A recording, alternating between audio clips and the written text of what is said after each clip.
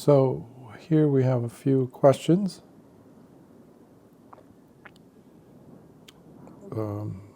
But they're not totally separate or having nothing to do with each other, because they do. One is about what is the Buddhist perspective on Hermetic teachings, and the other one is about my thoughts on simulation theory. And I see this a lot in the modern culture, thought culture, conversations, and there's also the question pertaining to how to help individuals we love so much in somehow coming up with a way to convey to them the Dhamma where it helps them in a way where their future and their present, of course, will be positively affected. Because the Dhamma is not just for the Buddhist studies, the Buddhist teachings are not just for this life. Of course, it gives us a wonderful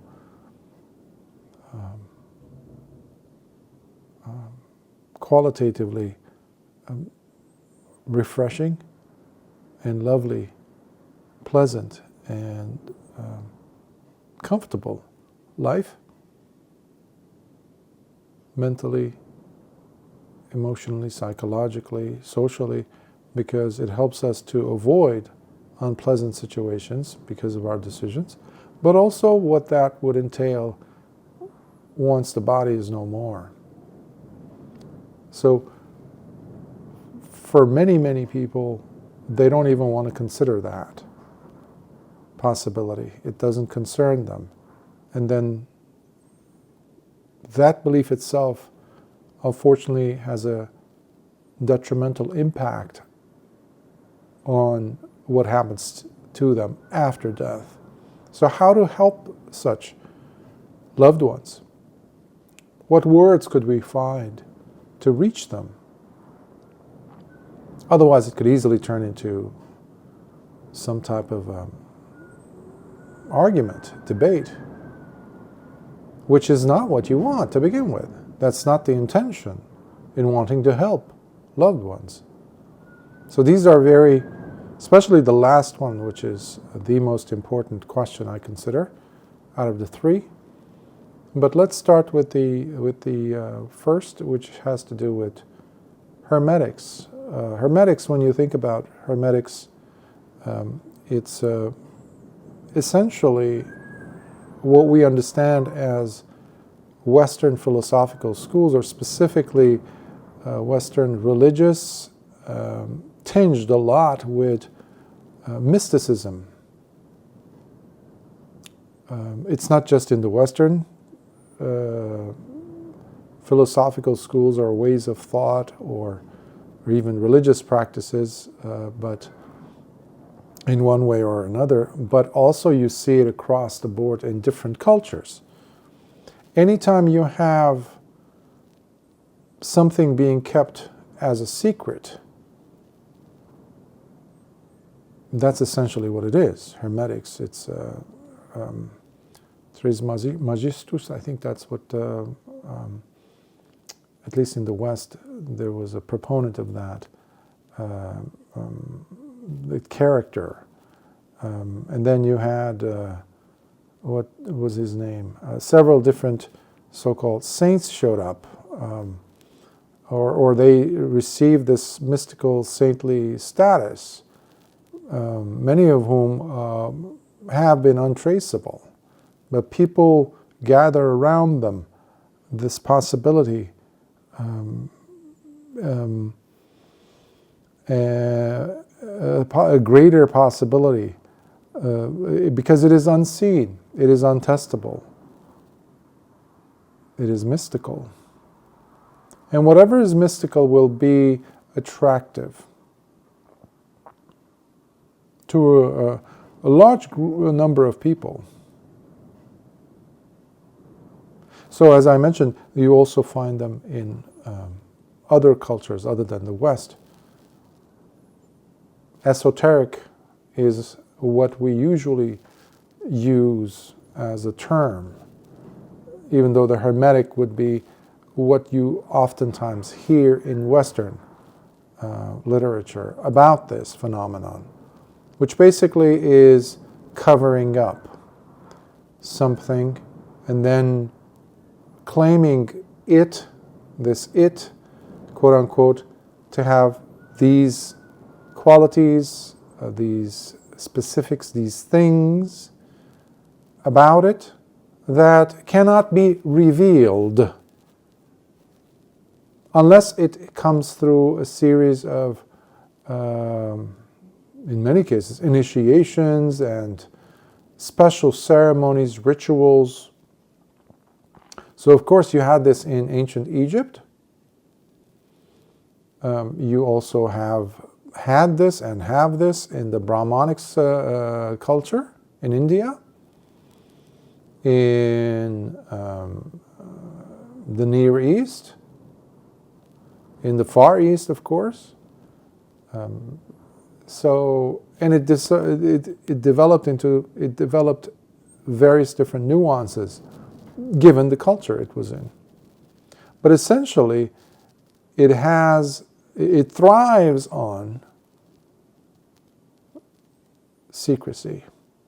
There might be some elements of some bits and pieces of things that reflect life,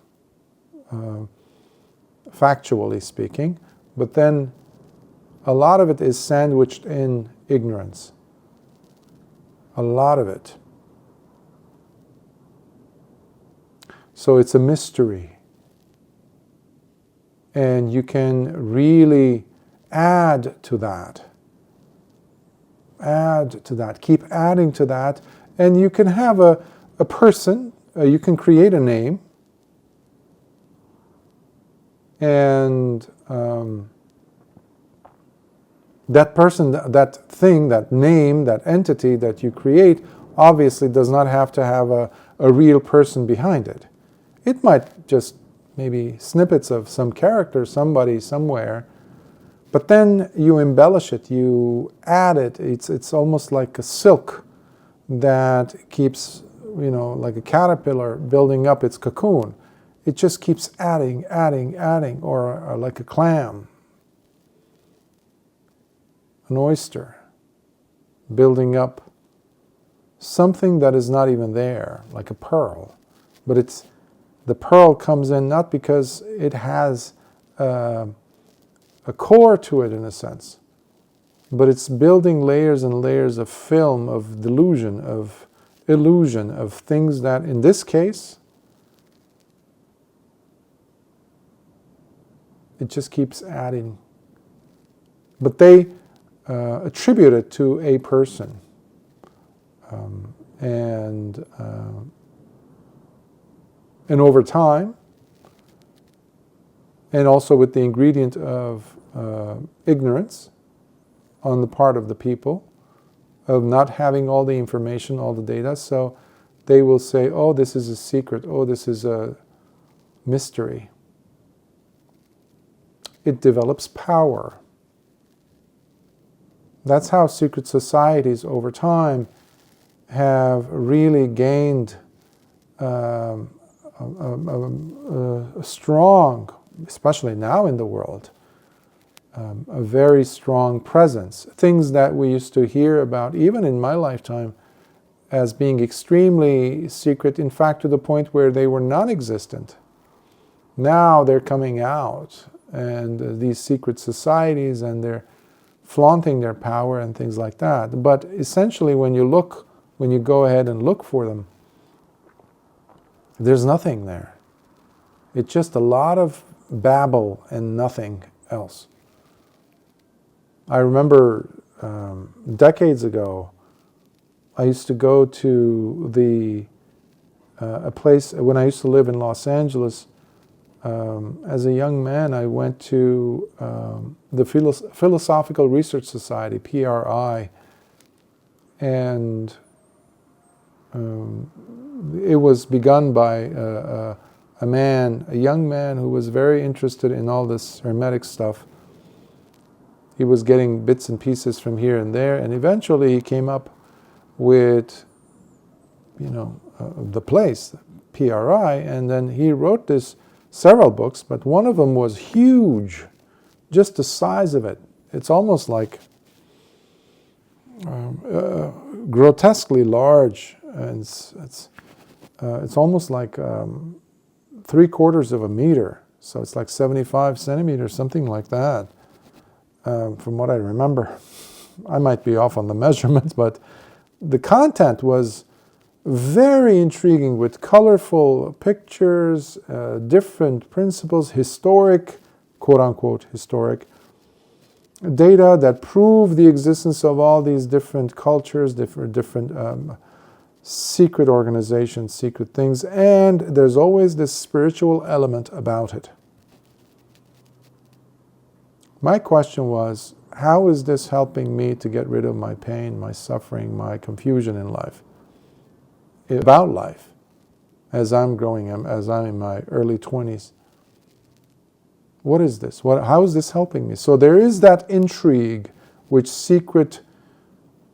anything secret is very intriguing, of course. You get an empty box, you shake it, it's not interesting. You get another box, exactly, a copy of it, but then you put a tiny little, staple, or a marble, or a pebble, a rock in it, but you don't tell the person what it is. And they keep shaking it, now they're very interested in it. It develops into a persona, a thing, something special. It's all coming from the observer. So you have this in Hinduism a lot. Not just in Hinduism, you have this in Christianity. You have in most of the people were saying about over the course of the decades about the visions of this saint, that saint. All of a sudden you have altars showing up. I remember in where I grew up as a child in Lebanon, every street corner, on every street you would have these statues of these saintly characters, and then all of a sudden you have people gathered there, and they would light candles, and meanwhile it's somebody's property, or it's a public road. All of a sudden on the corner you would have, somebody saw a vision, okay. You have the same thing, from what I understand, in India a lot. Temples grow up, come out of the, out of the blue. And so where is this coming from? The curiosity. The Buddha says in the Book of the Threes how there are a few things that increase and develop out of nothing. One of them is wrong view. That's the most devastating, because it all comes from there. Anyhow, wrong view. So wrong view, when it's perpetuated, when people gather around and they cloak it, all of a sudden it becomes a powerful, powerful presence. Look at the Kaaba in the sacrosanct place in Islam, in Mecca. The cube, the black cube. Okay? What is that? Well, many people have different theories, but overall it's shrouded in secrecy. It's mystical. Even though it was built around what pilgrims were carrying through the desert, coming in from the east and other places, they would huddle there and they would have this place where they would have their own, each of those travelers would have rest houses, and they would bring their own tiny little statuettes of their own religious figurines or their deities and things that they worshipped. There's a theory that eventually they were all destroyed except for one, and they were kept in one place, and that became, the Kaaba. Kaaba means in Arabic cube. That's a theory, of course. But why? Why not tell us all there is to it? So, not just there, you have it in Ethiopia, where they say that there's the Ark of the Covenant that you have in the Old Testament. All that. What is this? So, mysticism is very intriguing to the average, actually, person, the ordinary, uneducated, undeveloped, spiritually uneducated person. And it will always, always be intriguing, and because it's easy. It is easy. You can develop religions around it very easily. But the Buddha, again, this question came to me, so I will answer it. I am trying to answer it as a Bhikkhu of this tradition of Lord Buddha's Dhamma and Vinaya, this dispensation, the sasana of the Buddha. Okay, so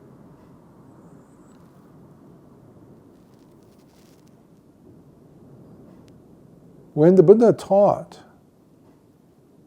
he says this in the suttas, he says to the bhikkhus, to the monks, he opens both his palms and he says, "Bhikkhus, I have been teaching you, I have taught you with open hands, open palms, not with my fists, closed up fists or one hand behind my back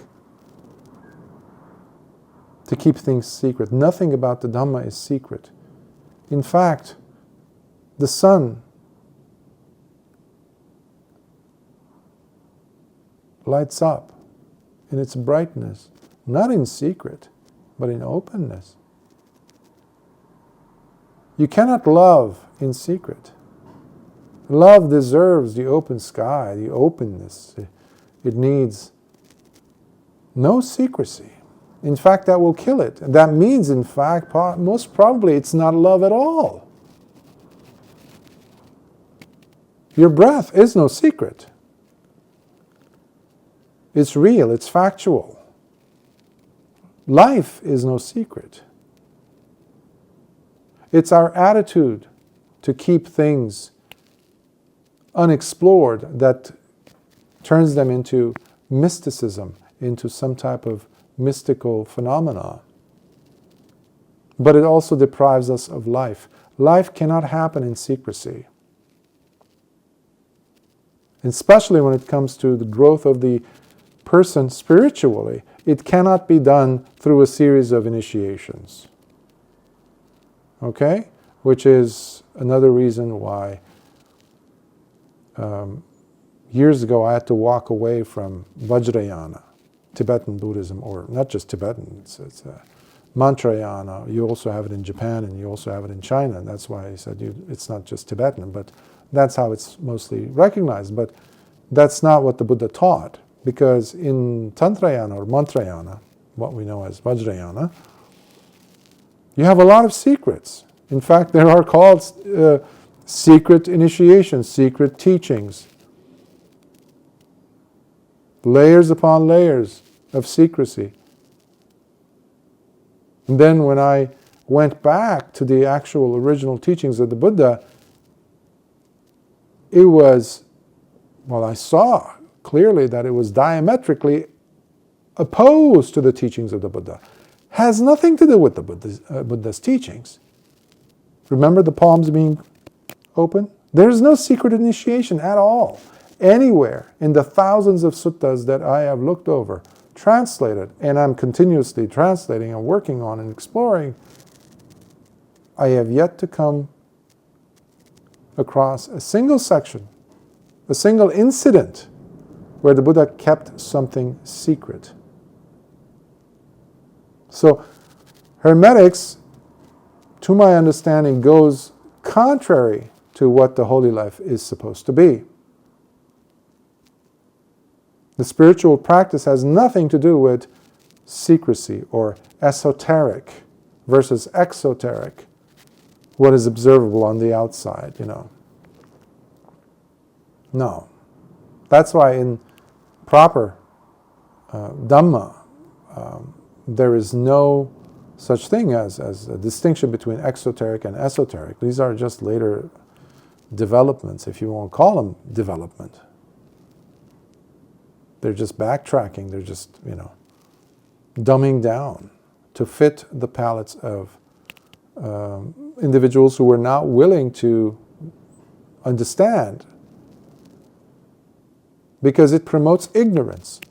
Secrecy promotes ignorance and power. I mentioned power, domination, control, which is what the world is in currently.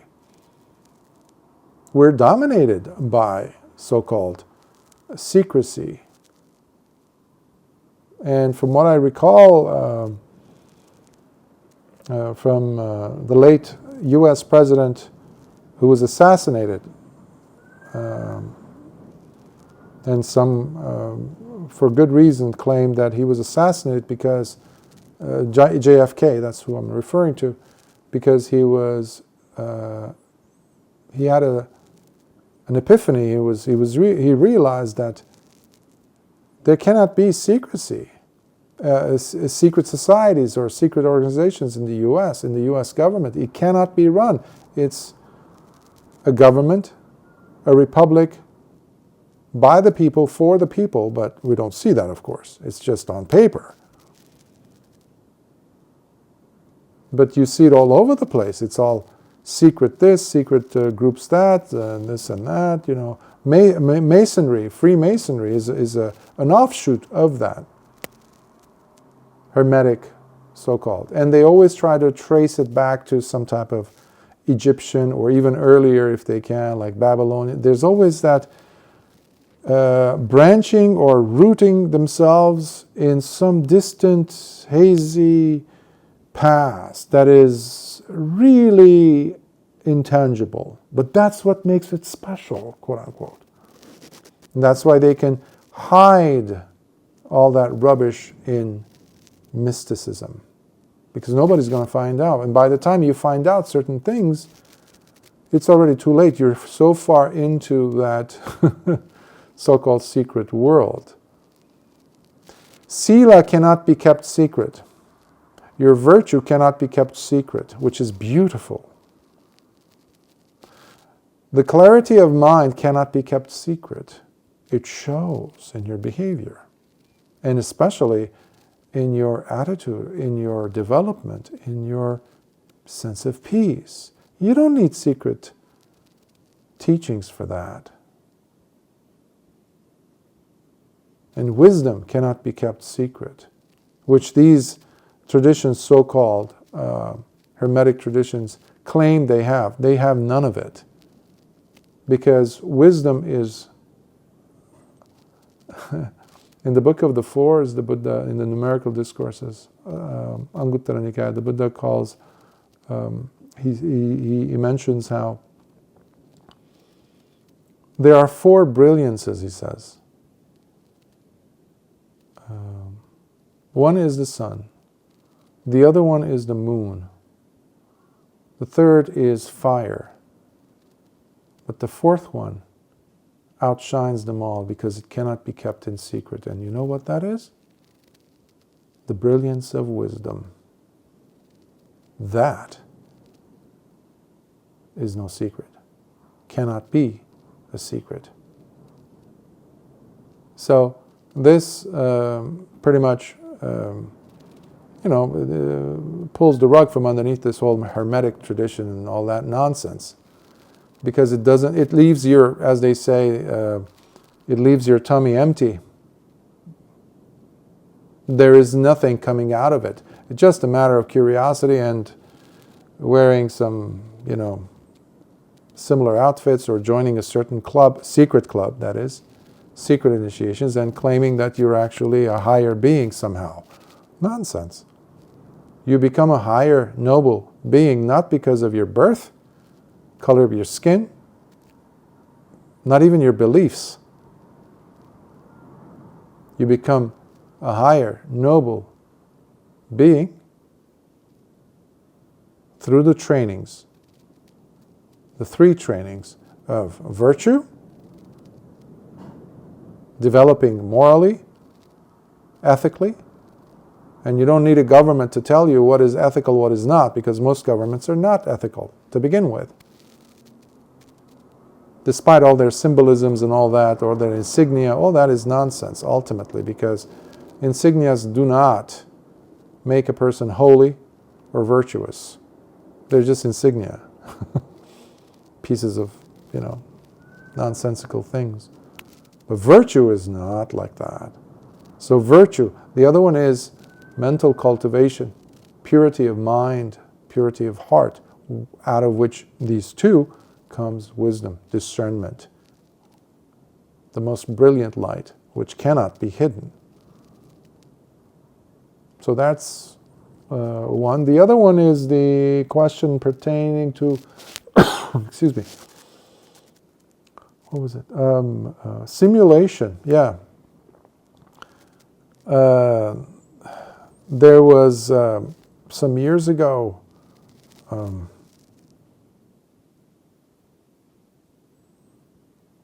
well, obviously the movie, The Matrix, you had the trilogy. Before that, you had, what was it?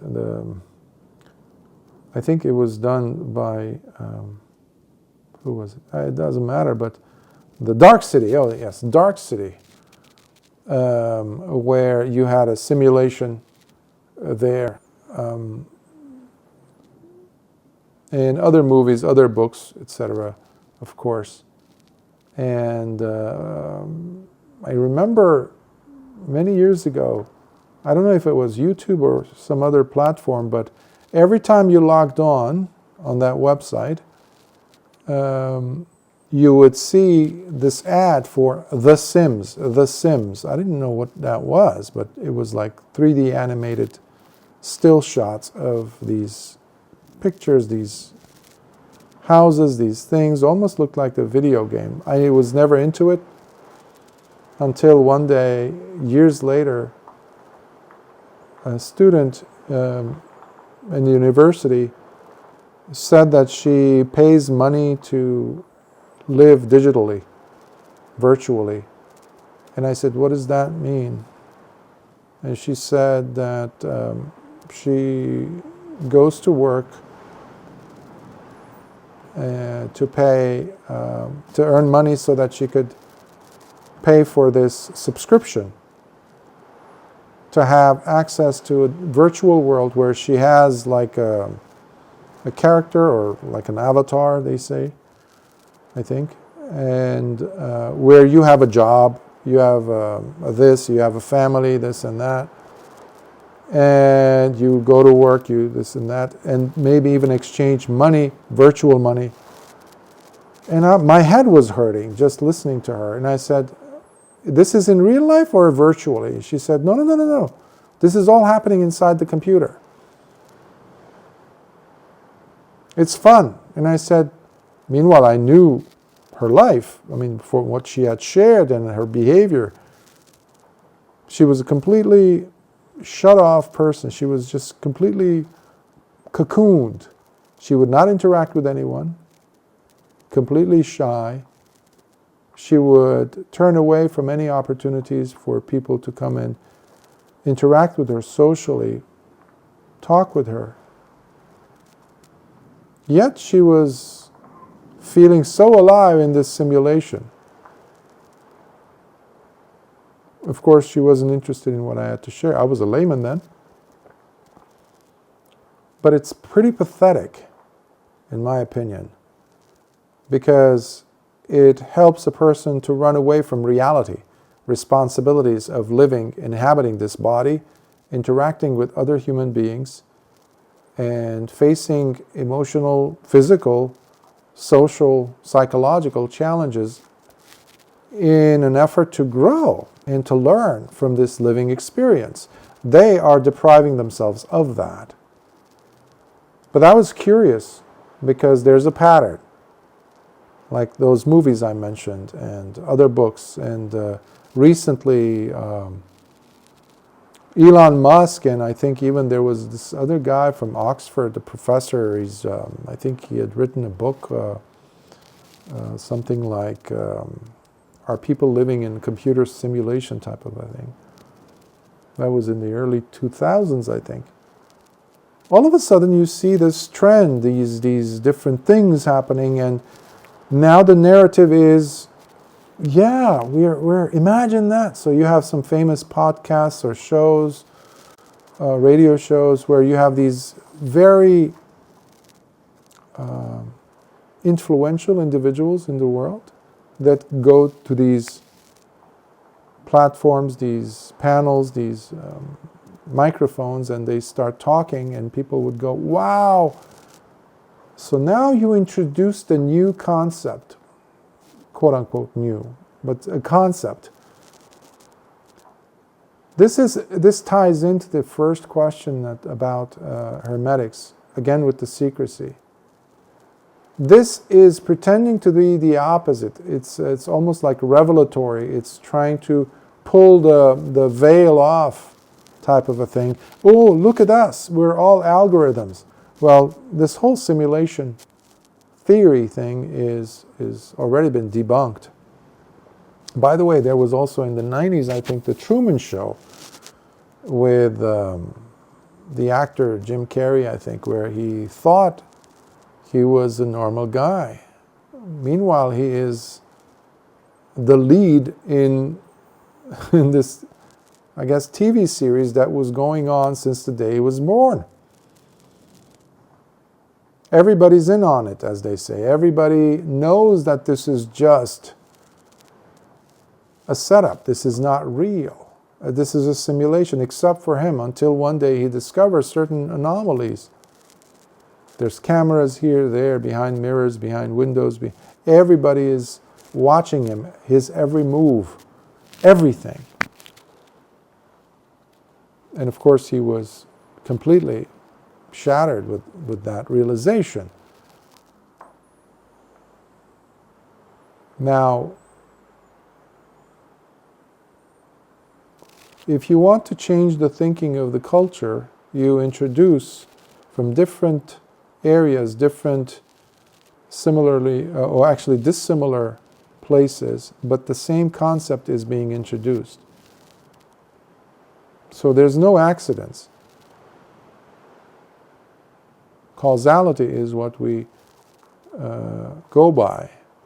And if you're practicing proper science, and especially if you're talking about the Dhamma, Buddhism, conditionality is key here to understand. So there's an objective.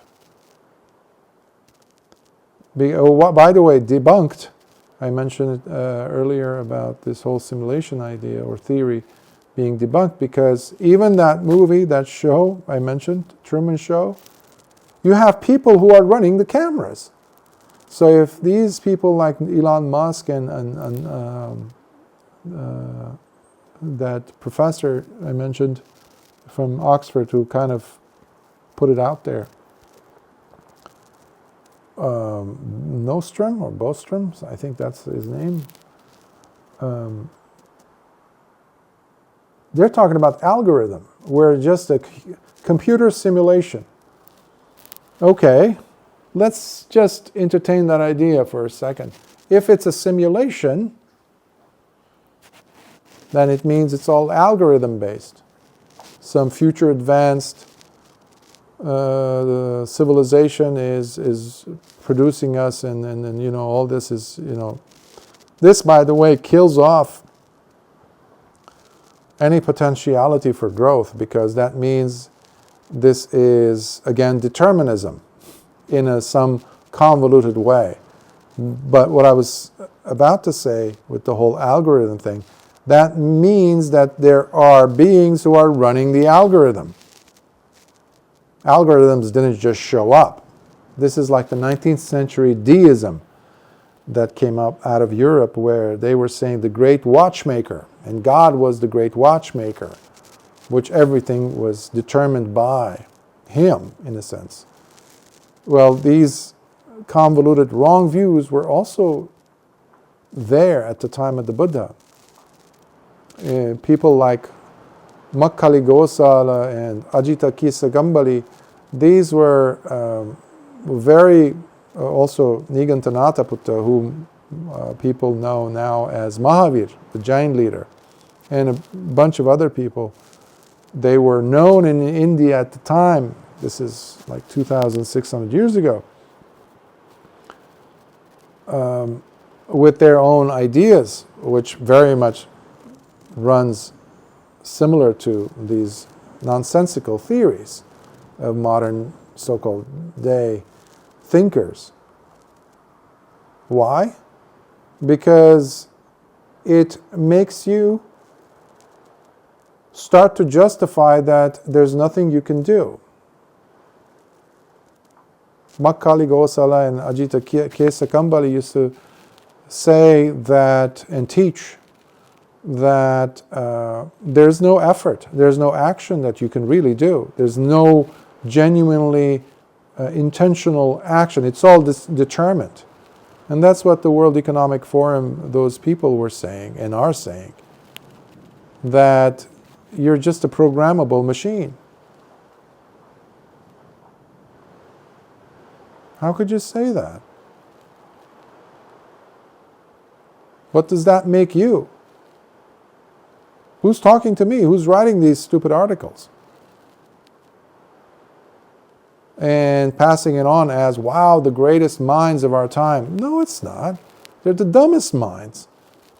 And people who listen and read those books of, Yuval and whatever, there's another idiot coming out of France, I think, also part of that whole mechanism of promoting the human slavery, and that we are nothing more than just programmable machines and consumers. I forgot his name, but they're very despicable. They're not even worth discussing. But these are sick individuals. They're just given a platform and a mic, like Elon Musk is saying nonsense. And people have to take their role responsibly. When someone is asking your opinion and you come out and you say, yeah, we are just a simulation. My conclusion is that we are a simulation. You have to pause there and really, before you open your mouth, you need to consider. Next time, I think he has many children, next time he looks into one of his children's eyes, holds them,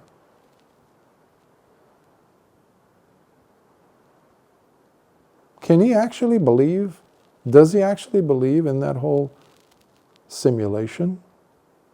Looking back at him, that child with a throbbing pulse, smiling at him, really is an algorithm? Really? Then it's time for him to be institutionalized. Not get in front of people, in front of millions of people or billions of people, and advocate for this major wrong view. So, if there's any, does this mean that there's a conspiracy? Of course there are. Nowadays, more than ever, as a time period, I think we have legitimate evidence to really justify and validate so many of the so-called conspiracies. Okay? That is a real conspiracy. The pushing of these agendas of simulation, that we are no more than that. Because when you do that, people then,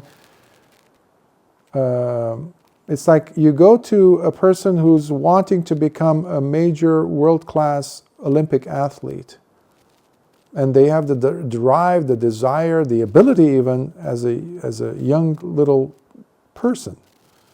So you can train them, but instead of training them to become that, you go and convince them that no, it's actually a whole thing is not possible for us, etc. And it's a fake, it's a this, it's a that, because that's what it means when you're saying simulation. You're saying what you thought life to be is really a fake. This is a person who has been deluded so much that they are defeated.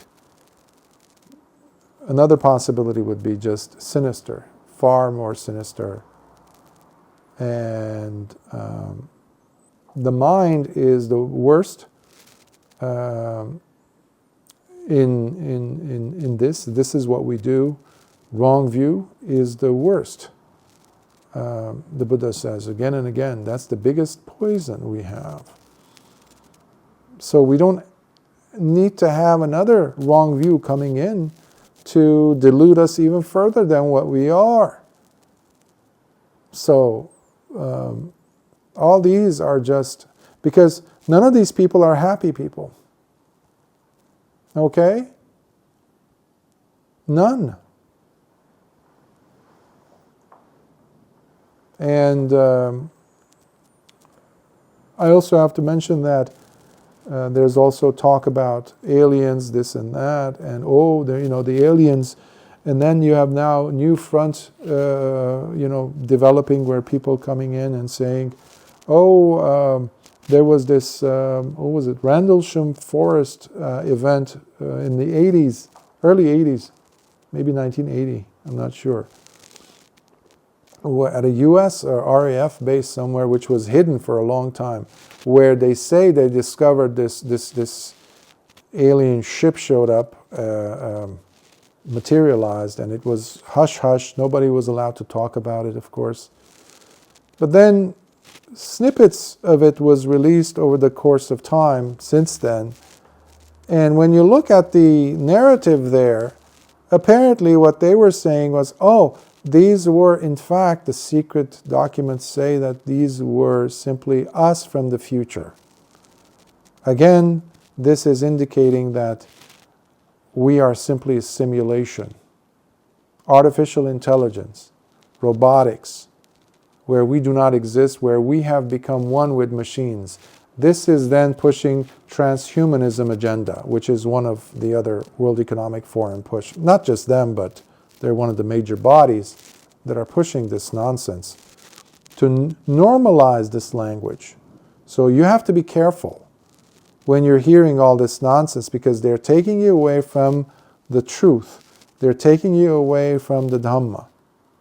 They're taking you away from self-appreciation, from your responsibility to take real, a virtuous position, which does not require you one bit to adhere to subscribe to their ideas based on their wrong views. Because you look at the person who's giving any instruction, okay? This is basically the bare bones of things, how to approach. Whoever's saying whatever, no matter how intriguing it is, always check their virtue. It will never fail. So you have a president of a country, you have a king, you have a queen, you have a governor, a prime minister, a head of a company, a major famous religious leader. Well, we've had a lot of those recently, right? Finally showing up. I've been saying that for decades about these characters, but now it's open. Anyhow, anybody you look at who's saying something, no matter how you are pulled into it, you're attracted to it somehow, for some reason, put that aside and look at their character. Look how they behave. Specifically, is there virtue in them? Not the way they speak or anything. Look at the quality of their life.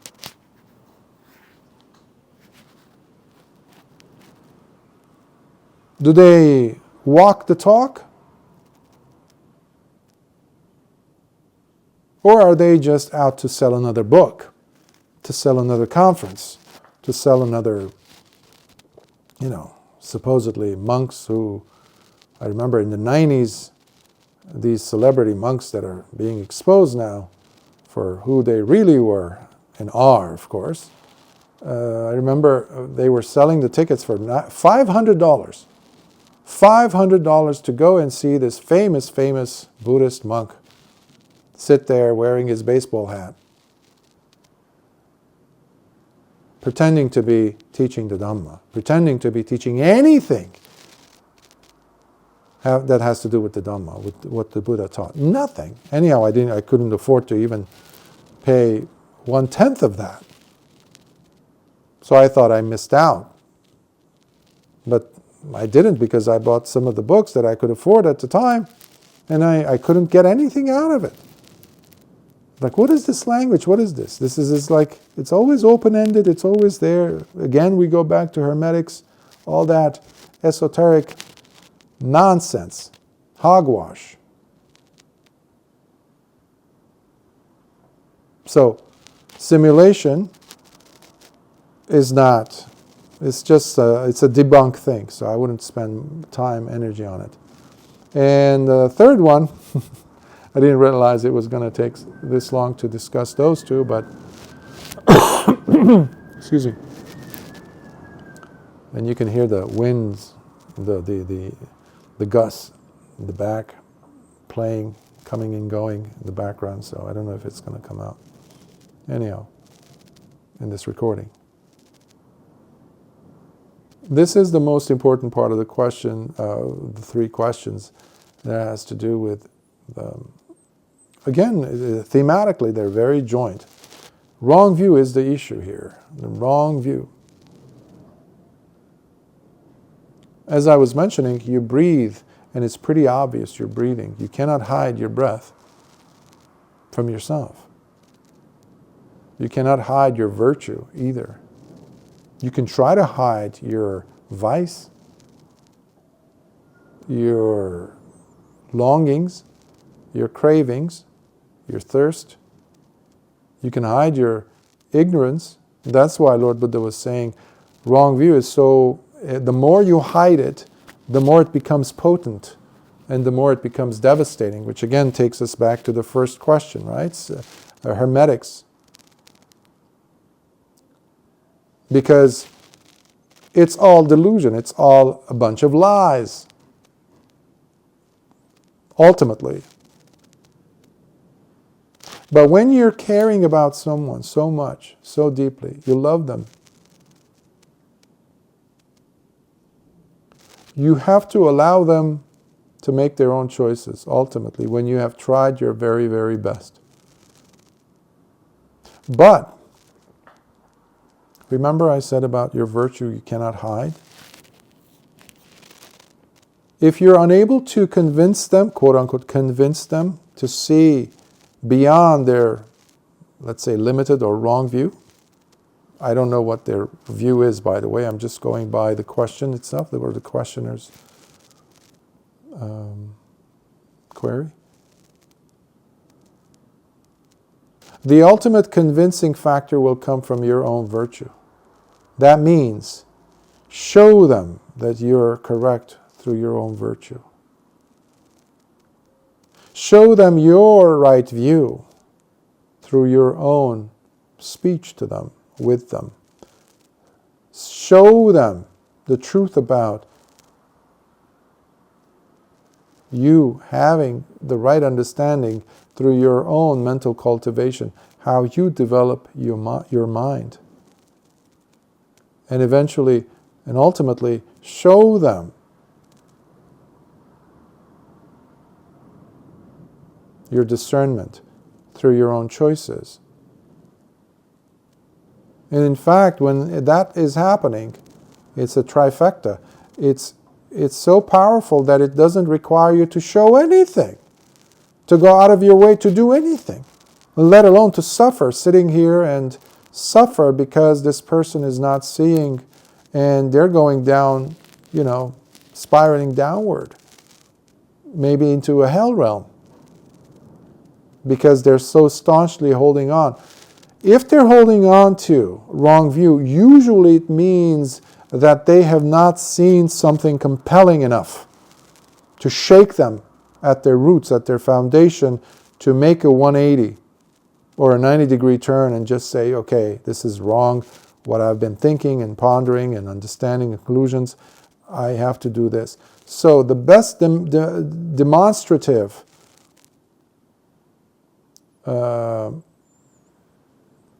change, transformative presence comes from the people they love or they love them, having a change of character, having transformation taking place with them. The same applies when you're working with couples. For example, in couples therapy, I would advise couples, when I was a therapist back in the day, when I was a layman, when somebody would come and they would say, well, she's not doing this, she's not doing that, she knows how much it hurts me, or he knows that I do this, but he continues doing that, and I want him to do that, and I was like, okay, hold on, breathe. There's this thing called positive reinforcement and negative reinforcement, right? In this case, we're going to be looking at the things that you see that you consider, albeit very, very, very, very small in quantity or quality and quantity or magnitude, but they're still good, they're positive about this partner, about this individual that you love. Focus on that and acknowledge that in them. When they happen to be doing it by accident, or even if it has happened in the past, bring it up and say, I love that you used to do this. I love it when you do this, or when you approach it this way. I wish I could have more of that in my life. I wish I could be able to do that. And you're not lying. Let's make sure that that is clear. So it has to be based on facts. So similarly, when you're looking at the person in your life who's stuck on a wrong path, that means they have not seen enough of an evidence to the contrary.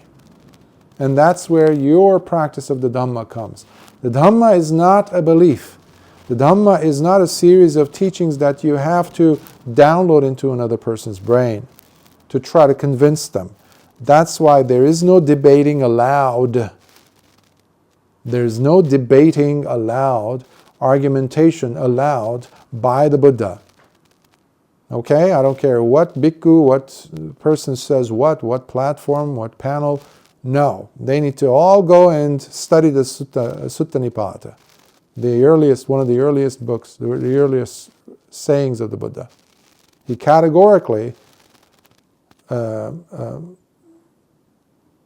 denies the value of debating, because somebody's going to win, whether it's you or somebody else.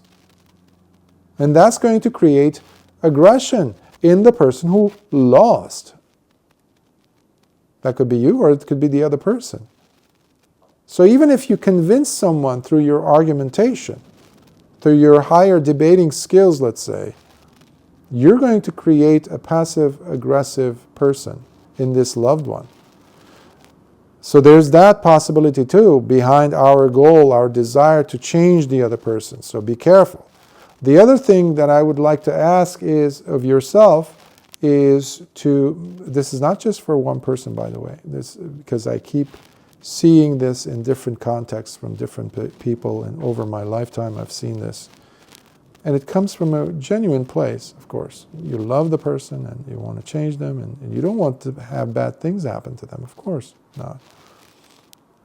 But it's a worthwhile effort to look at your own reasons why you want them so much to change. Why you even are attracted to them. That's another question. So there is that desire to So there is the element of conceit oftentimes. So long as we are not arahants, there will be conceit, so don't be offended. None of you. This is coming from the Buddha. Okay? Unless you're an arahant, we all have conceit. Okay? And conceit will camouflage. It's one of the subtlest, most sneakiest sangyojanas or fetters, the things that bind us, where even we become like self-righteous, or we become, oh, I want him, I want her to become this or that, to be better. What is the objective? Sometimes it's just physical attraction, sometimes it is having them become likewise, like the way we think, to subscribe to our ideas so we can live better, knowing that this person is living here or in my world and we are in harmony. No, don't worry about that. They will harmonize with you if you are practicing true virtue for the sake of your own practice. You're developing your mind to purify your own mind, and you're developing wisdom for the sake of not making the same stupid mistakes as before, so that you avoid feeling suffering.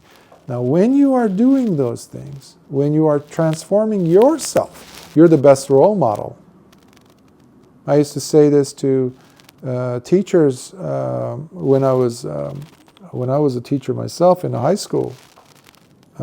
We would have these trainings, and I would, as a department chair, I would speak to some of the teachers in my departments, and I would try to encourage my colleagues to look at the best way to change a child in their thinking, in their especially behavior and citizenship in the classroom or the school environment through us. And what I mean by that is through our behavioral change. Become the role model. And similarly, years later as a therapist, that's the best way. But make sure that you are really on the right way, right path, right view. So, and then don't worry about it, the other person.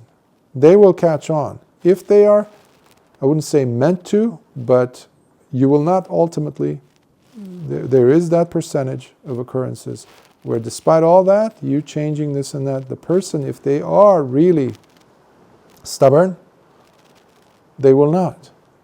That means they are working with heavier sankharas. And that's something you have to live with, because that is their journey, ultimately. Many countless people came to the Buddha. They even listened to whole Dhamma talks. They even came over many sessions and spoken to him and this and that. They're even recorded in the suttas. But it didn't go beyond that, unfortunately for them. They missed huge opportunities. So we're not going to be, I don't want to say we're not going to be able to save everyone. That's wrong. That comes from a Judeo-Christian, Islamic, Hermetic, right? Way of thinking. That's not how it works in the Dhamma, because it's a journey, and the sooner we say goodbye to samsara, that would be the result of us having reached a point where we don't put up with nonsense, and there's a lack of courage and curiosity to find the truth. That's essentially also the very spine of wrong view, if it had one. So check your motives, check your attitude, check your longing to change the other, and come back from metta in your behavior without punishing, without becoming even passive-aggressive yourself, because your friend, your loved one, is not willing to change. I share so much Dhamma, and I will continue to do so because, well, I'm alive, and I have dedicated my life to this, so long as I'm okay and my body allows and I have time and there are people who listen, are curious, I will continue sharing whatever comes. Whatever is there, whatever has been passed on to me, whatever I have experienced and whatever I have understood from the Dhamma. However, 99.99999% might shun it, might turn away, might even, as the case often is in many cases,